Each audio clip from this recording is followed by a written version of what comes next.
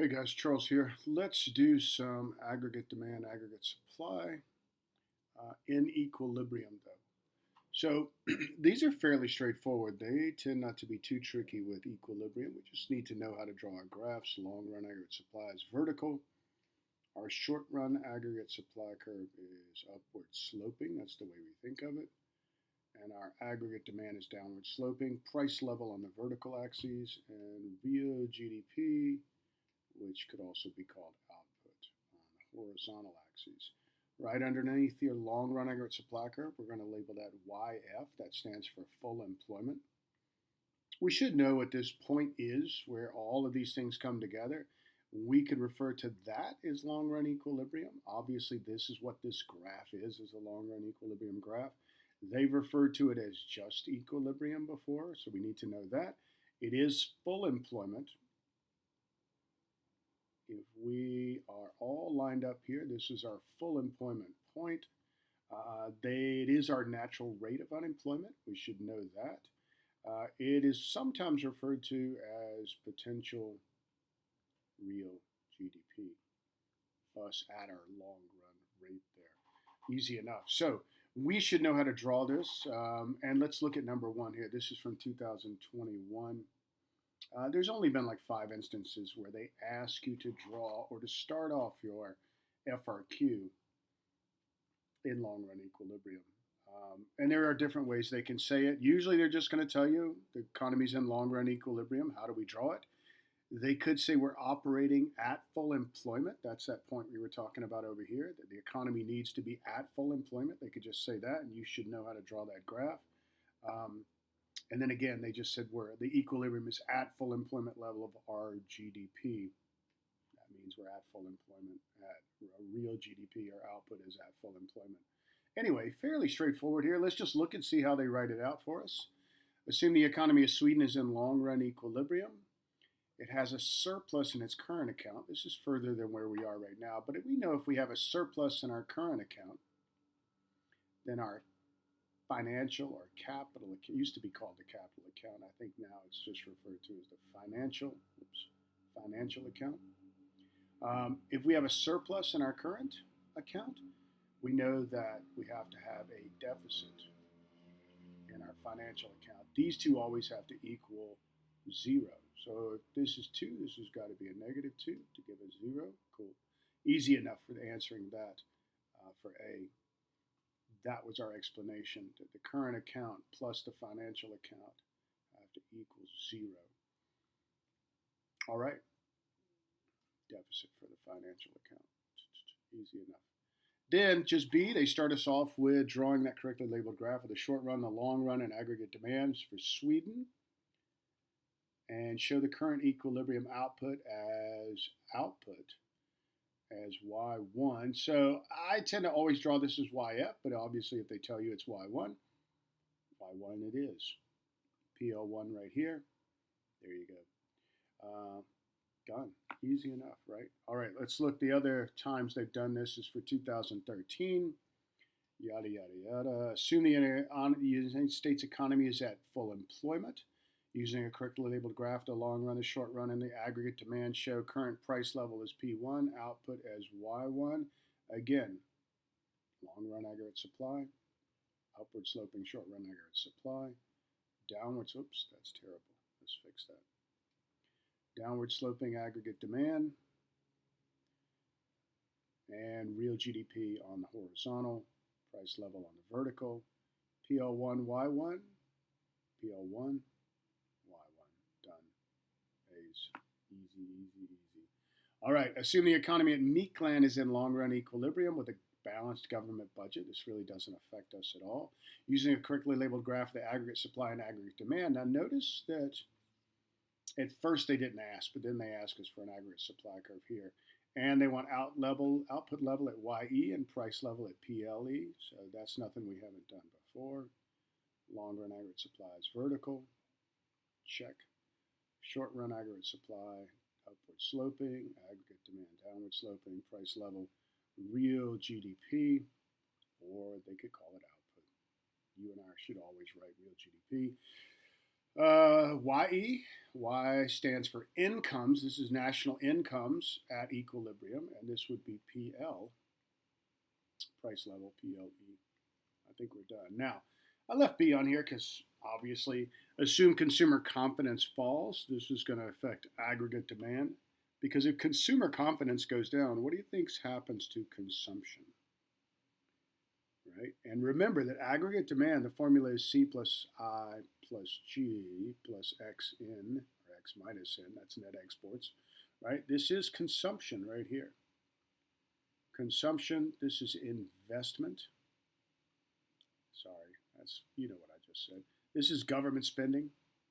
Anything the government spends money on is going to boost GDP. And exports minus imports, right? So this is our formula for aggregate demand. If consumers are less confident, that implies they're going to spend less money. If I'm worried about the economy, I tend to save my money and not spend it because I'm worried that things are going to go south. So my consumption would go down because I'm buying less stuff. If consumption goes down, what we know is aggregate demand has to go down, and we'll have a new, let's call it PL1 and Y1. We can see output's gone down. We can see price level. This is what we call our recessionary gap. We're in a recession. Anytime aggregate demand shifts to the left of long-run aggregate supply curve, you are definitely in a recessionary gap. And I think that's all we need to do. Easy. All right, let's look at 2010. The economy is currently in long-run equilibrium. Label a graph of aggregate demand and aggregate supply. Long-run aggregate supply, output, YE. What a surprise. Same kind of thing, right? So we should recognize that they like to do the same thing over and over again. The more we've seen all of these, it's harder for them to trick us with any kind of strange language. Price level on the vertical, real GDP on the horizontal. YPLE, PLE, YE. Easy enough. Now B says assume the government increases spending on national defense. That's government spending, right? Anytime government spending goes up, I know aggregate demand has to go up.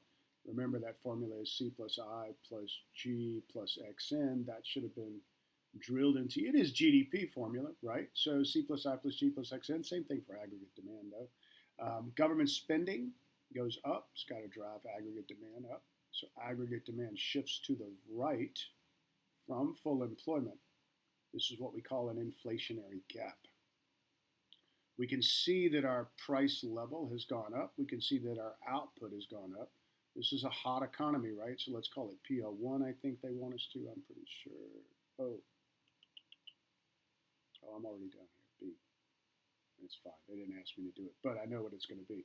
I know that it's PL1 and Y1. On your graph, show how the government action affects aggregate demand. We showed that with that rightward shifting aggregate demand curve.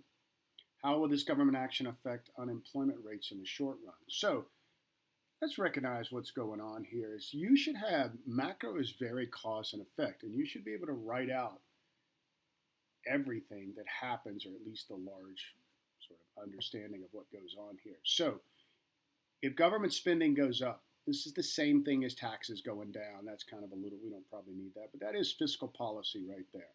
If you are not at fiscal policy, you'll be there soon enough, right? So this is fiscal policy. The government can do two things. It can spend more or less, or it can raise or decrease taxes.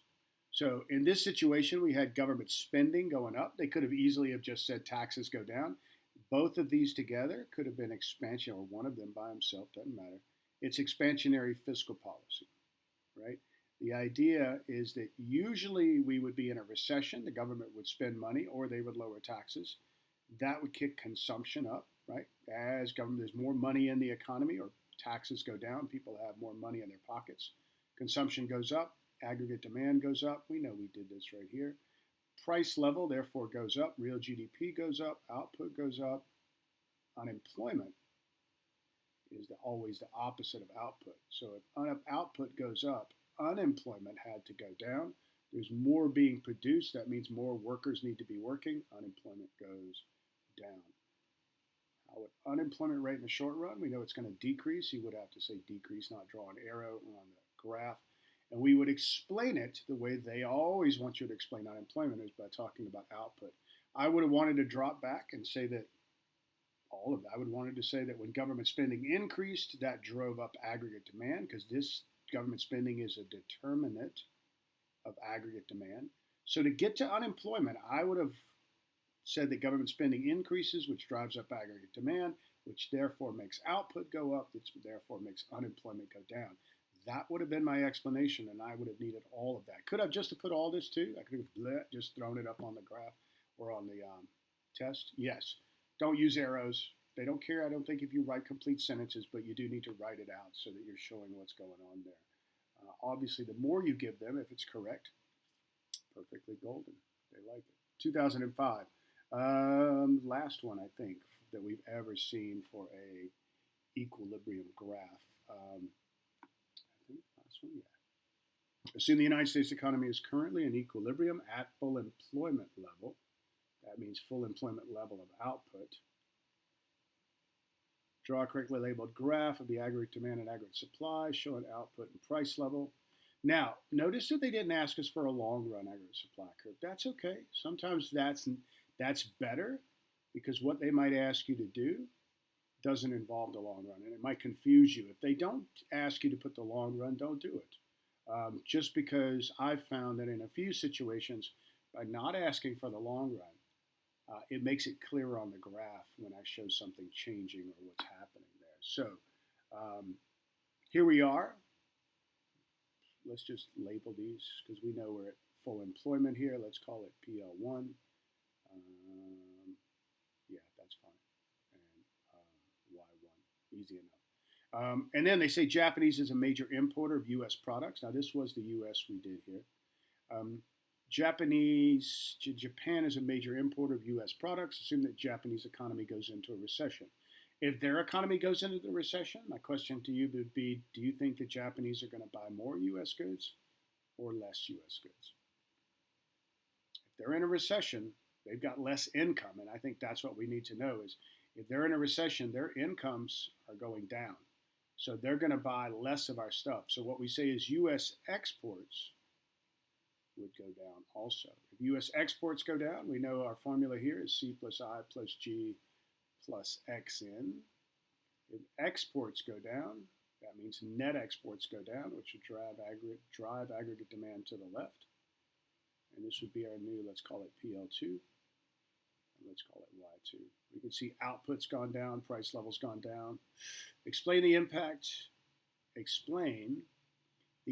on the Japanese recession on the U.S. equilibrium output and price level. So, again, we kind of did that. I would say as in Japanese economy is in a recession, their incomes are falling. As their income's falling, they're going to buy less U.S. goods. As they buy less U.S. goods, that's going to shift aggregate demand to the left. As aggregate demand shifts to the left, it drives down price levels in the U.S., and output would obviously fall. I think that's enough. You've said it all. What else could you say? Show the effects on the graph. We already did it. So, there you go. Real quick. 5 of those. That's all that exists that I know of. I could have skipped one, but anyway. There they are. How they ask it. What it looks like. This is what tips us off that we know what we're doing. As soon as we saw in the long run, that helps us know that we're at full employment. All right, guys. Be safe. Take care. You're great. If you need help, you can contact me at wcwaugh@aol.com. Don't laugh at my AOL account. It's probably older than you are. All right. Be safe. Bye.